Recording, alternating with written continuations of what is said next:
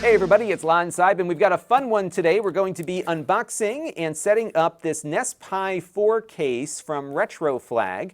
And we've looked at their cases in the past. They've got some amazing build quality on these little Raspberry Pi cases that turn your Pi into a mini NES or a mini SNES or a mini Sega Genesis, all sorts of fun stuff. They're not that expensive, and this is their latest one for the Pi 4. And at the moment, this is the only one for the Pi 4, but I'm sure they'll have more as time goes on.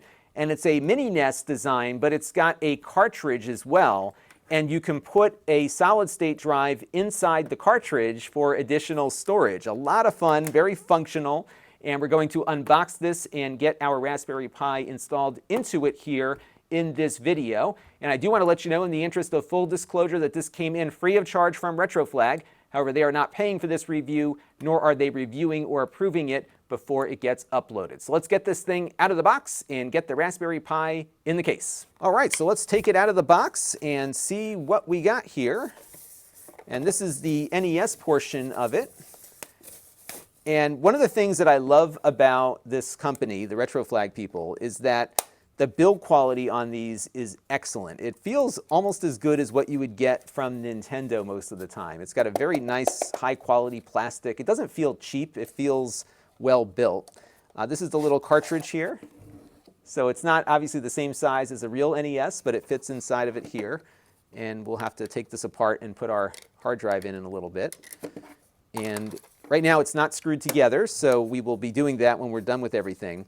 And one of the cool things that they do with these is they integrate power and reset buttons here on the front. So there is a script that you have to install to get these to work. But generally with the Raspberry Pi, without these buttons, when you plug it in, it powers up. But here you can actually get a functional power button on there. Inside is a little fan and heat sink. And we also get a little warning here saying, please remove the SD card before installing the Raspberry Pi. So it looks like you put the Pi in and then stick the SD card in for booting.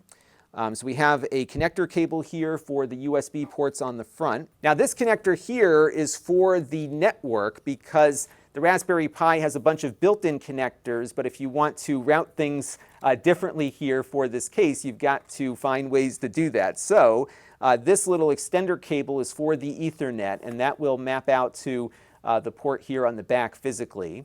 You also have a few other connectors. This one is for the USB 2 connector on the front. We're going to plug this into one of the Raspberry Pi's USB connectors.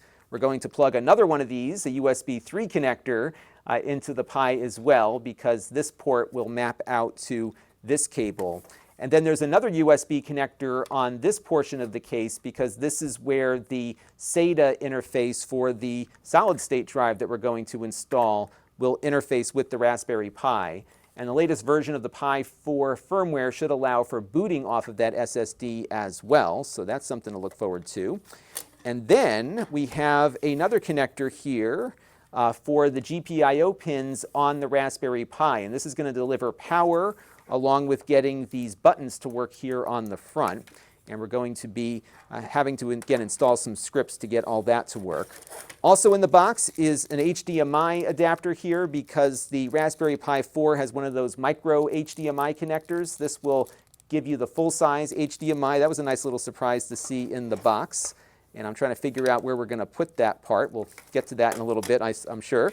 And then we've got the power adapter here. This is not all that powerful. It's only a 5-volt, 3-amp adapter, so it's a little bit more than what you might have powered your prior Pi from. It is USB-C, of course, so if you do need more power, you should probably use the existing USB-C power supply you have right now. But if you don't have one at all, you're fine because this will be in the box and you've got a power supply for your Raspberry Pi.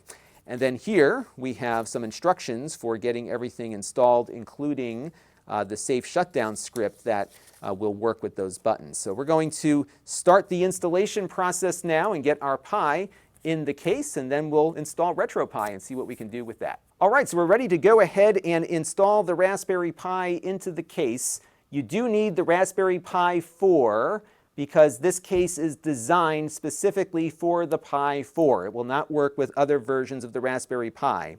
Now, I'm also going to give you a public service announcement here about one portion of the install that I screwed up when I was initially doing this. And what you're going to find in the box are two things that look very similar.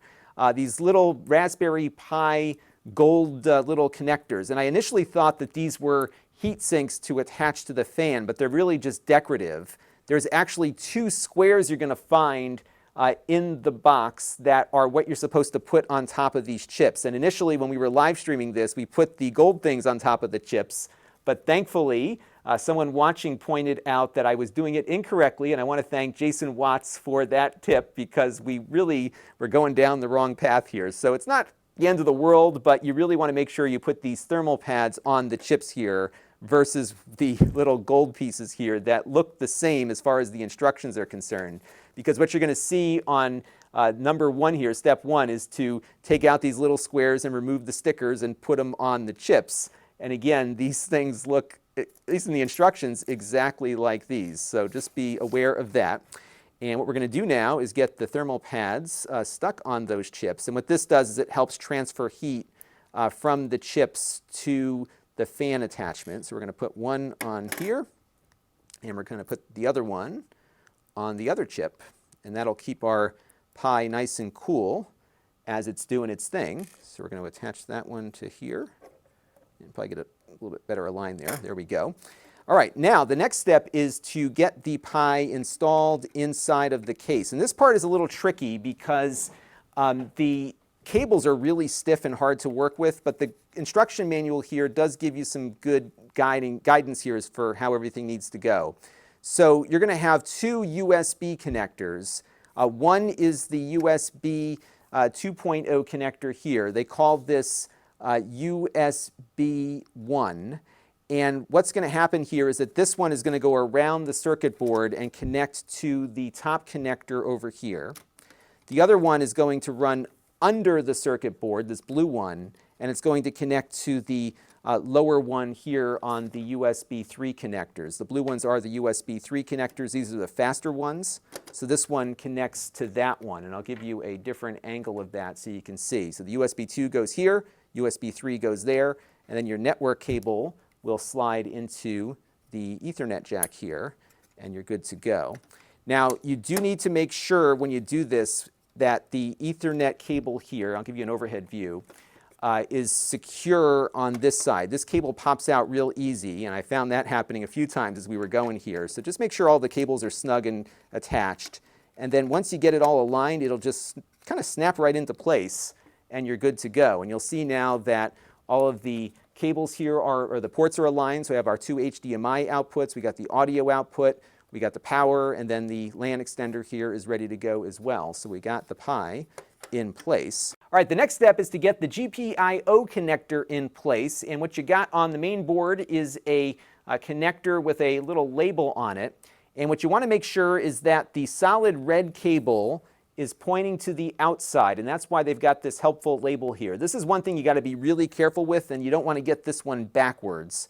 The instructions will also give you a nice image here as well. So remember, solid cable, solid red cable on the outside. And what we're going to do here is just align it to the first pin on the board here, just like so, and we're going to lower this down.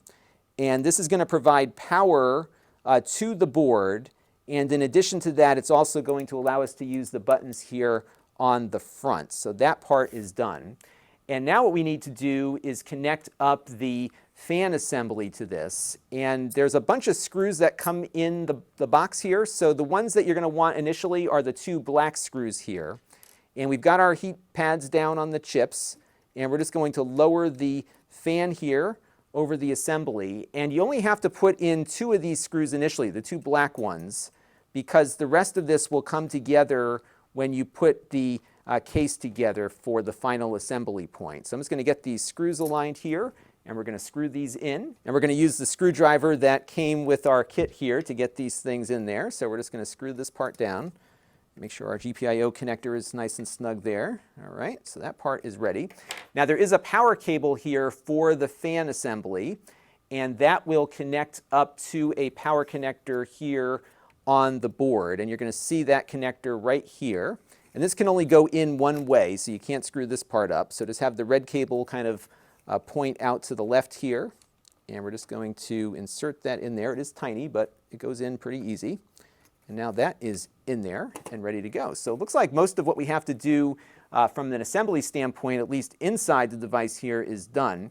One thing I would suggest you look at before you screw everything down is the safe shutdown switch here, because if you want to use the script to have it properly shut down your Pi, you need to make sure that this switch is in the on position. And then when you push the button here to turn it off, what will happen here is it won't cut power immediately. It's going to execute a script to shut down the Pi the right way, and then it will turn everything off. All right, the next step is to attach the top part. And remember, we've got to connect something here because we're going to put our hard drive into the mix. And we have a port here free on the USB 3 port collection here. So we're just going to slide that in there and connect it up. Pretty easy there, just like any other USB device. And then we're just going to get the top portion here lined up. We're good to go there. And then what we're going to do is take these long screws out and just screw the whole thing together. And hopefully I did all this correctly so that when it boots up for the first time, we don't have to unscrew everything again. And I think the 2 screws in the back here are the most important, because remember, this is what's connecting to the fan inside. So that kind of puts the whole thing, together there. So we're just going to get the rest of these screws attached and tightened up.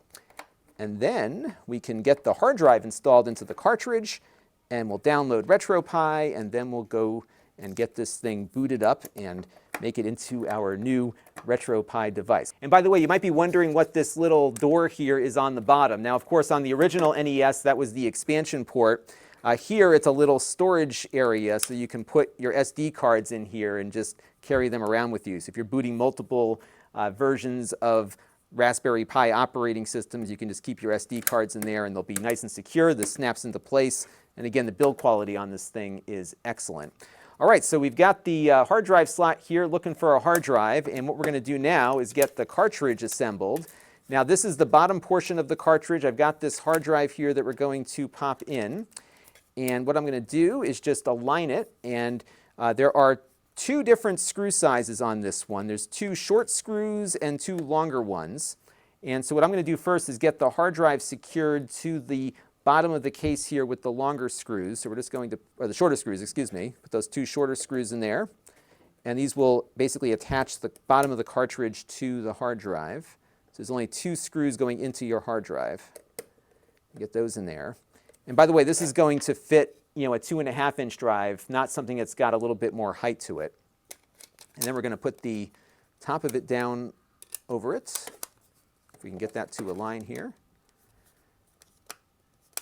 All right, it looks like it's coming together.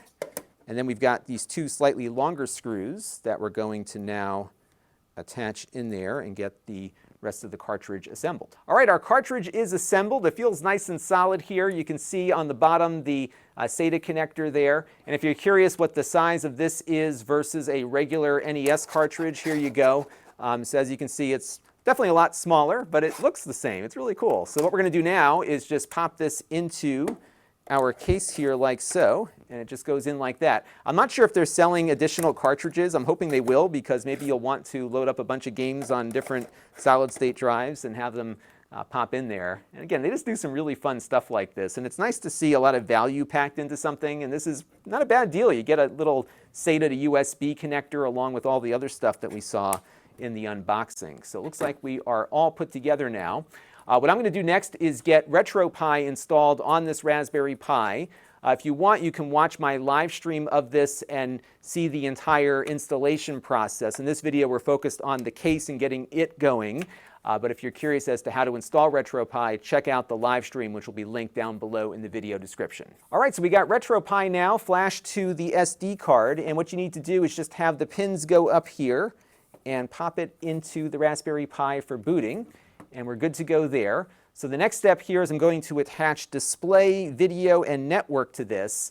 And it's nice that they give you this adapter in the box here, so I don't have to go find my micro HDMI to large HDMI cable. I can just pop that in there and get this thing booted up. So next step, we're going to get our monitor out, hook this thing up to the network, and boot it, and we'll see how it works. All right, so here is the moment of truth. We're going to attach power to the back of the device. Now you notice it didn't turn on, because we actually have a switch on this. And the first thing that we're going to do after RetroPie boots up and configures itself is we're going to go in and get the script installed for the safe shutdown. But as you can see here, I was able to hit the button and it booted up. Now you'll also notice that the power light isn't on. I believe part of what that script will do is get that light lit back up again. So we're going to let RetroPie do its initial configuration. And when this part is done, what we'll do is go into the command line and set up the safe shutdown script, and then we'll be ready to go to play some games on our new little NES case here. All right, so we have booted back up here, and what I'm going to do now is jump back out to the command line.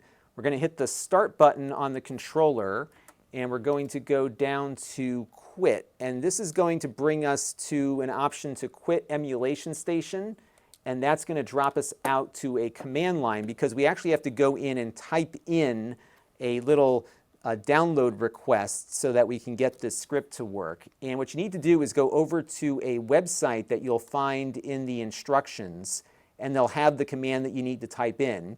Now, we made another mistake as we were doing the live stream because when I arrived at this page, what I assumed was you had to go in for this particular script, but this is for their Game Boy case. You need to scroll down over to this one here, and this command is what you need to type in to get there. And if you are installing RetroPie for the first time, what I would recommend you do is load up the Raspberry Pi configuration screen here, especially if you're in the US, because the keyboards on the Raspberry Pi will default to a British layout, and if you're in the US, you need to change the localization. So what you can do is execute that Raspberry Pi config command, go to localization options, and then change your keyboard layout on this screen so all the keys will be in the right spot. So what I'm going to do now is type in that command, and we're going to install the script, and after we're done, hopefully that button will safely shut down our Raspberry Pi. All right, so we got that command all typed out. We're going to hit enter, and what it's going to do now is download the script and get everything configured for us. It's going to then reboot our device here, and when it comes back up, our power light should work properly, and then when I hit the switch, the system should shut down safely. So let's let this thing reboot here real quick. All right, so we are now rebooted, and if we take a look here at the case, you'll notice that the light is now on properly, so that's good. And the first thing I'm going to try here is shutting it down. So we're going to hit the button, and that's now going to execute the script. You can see that it dropped us out to the command line interface, and it's now blinking, and it's going through the proper shutdown procedure. And when it's done, it actually turns itself off completely. And then if I hit the power button again, it will boot back up.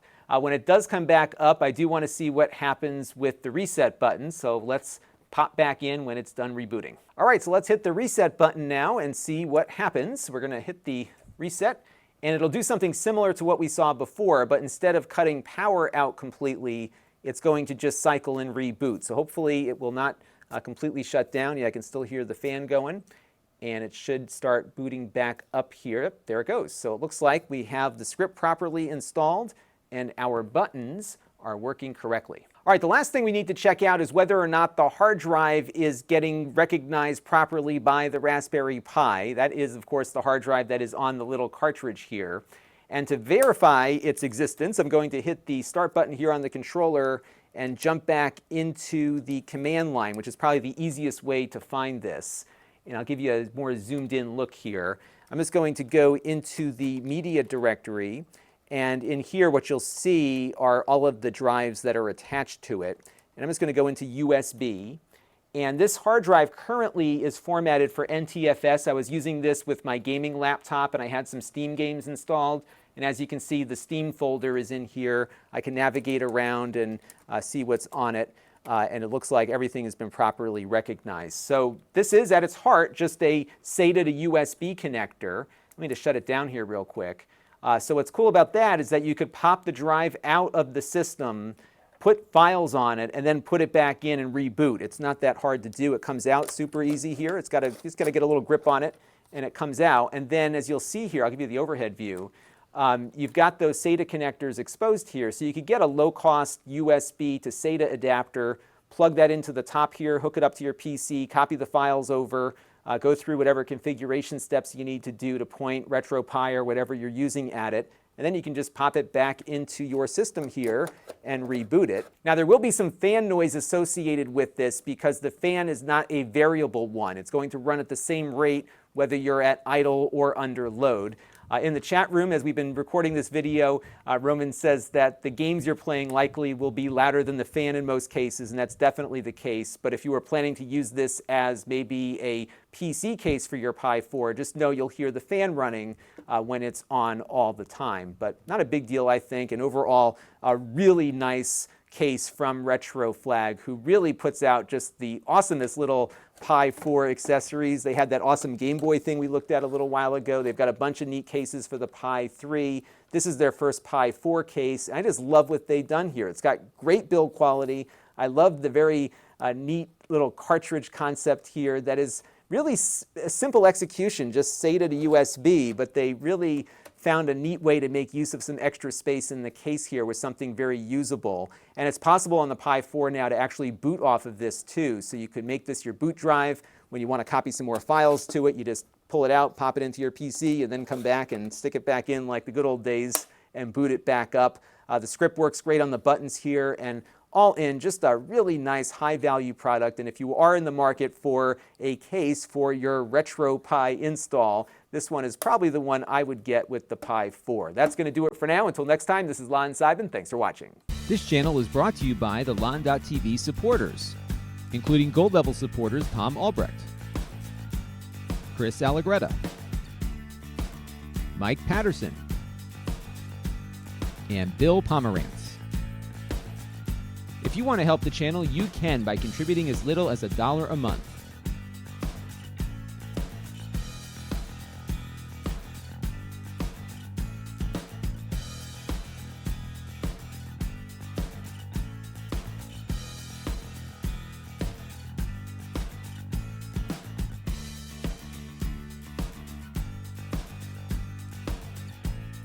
Head over to lon.tv/support to learn more.